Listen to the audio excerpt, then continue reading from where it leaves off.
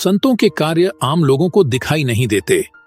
उनके कार्यों को देखने के लिए दूरदर्शिता की आवश्यकता होती है। किसी के पास यूं ही दूरदर्शिता होती नहीं है। कोई भी संतों के कार्यों को देख या समझ नहीं सकता, क्योंकि उनके कार्य में भौतिकता नहीं होती। अर्थात संतों के चरित्र से, उनके नैतिक आचारों विचारों से बल्कि करोड़ों सामान्य मानवीय आत्माएं प्रभावित होती हैं। हजारों वर्षों से उनके साहित्य या उपदेश के प्रभाव के कारण आम इंसान उनके मौलिक विचारों पर चलने की ओर उन्मुख हुए हैं। उनका यह कार्य अखंडतापूर्ण सदियों से चलते आया है। मृत्यु जीवन का अंतिम सत्य है। पृथ्वी विनाश की ओर पल पल बढ़ रही है। प्रत्येक वस्तु या जीव का एक दिन अंत होना ही है। हमारी भौतिक उन्नति, महानता, ऐश्वर्य संपन्न जीवन, ज्ञान, इन सब का एकमात्र उद्देश्य किसी दिन या समय पर मिट्टी में मिल जाना ही है। जीवन में यदि कुछ निश्चित है तो वह केवल मृत्यु है।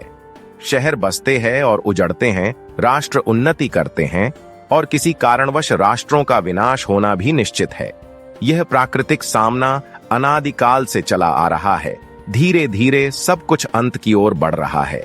जीवन का अंतिम लक्ष्य धन, शक्ति, सुंदरता पाना ही नहीं, बल्कि आध्यात्मिक विचारों में प्रगतिशील रहना है। किसी समय सद्गुणों से भरपूर संतों का भी अंत निश्चित है। फिर भी जीवन के प्रति इतनी लालसा क्यों बनी हुई है? तमाम संतों ने हम सभी को ईश्वर की पूजा करने को कहा है, जो कि सभियों का एक ही ईश्वर है। कलयुग में भक्ति के समान दूसरा कोई सरल एवं सुगम साधन नहीं है।